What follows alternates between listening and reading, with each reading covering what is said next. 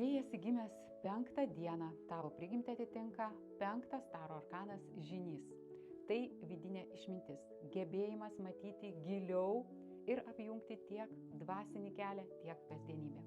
Galbūt tavo gyvenime buvo tokių situacijų, kai kiti ieškojo atsakymų išoriai, o tu intuityviai jautei, kad tiesa slypi tavo viduje. Gimę 5 dieną dažnai turi stiprų vidinį balsą, polinkį mokytis ir mokyti kitus, gebėjimą perduoti žinias kitiems.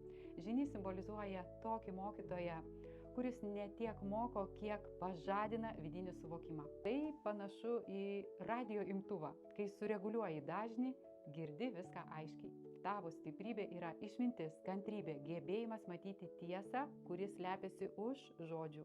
Kurį mėnesį šventi savo gimtadienį ir ar tau patinka mokyti kitus? O galbūt tu mokaisi ir mokaisi.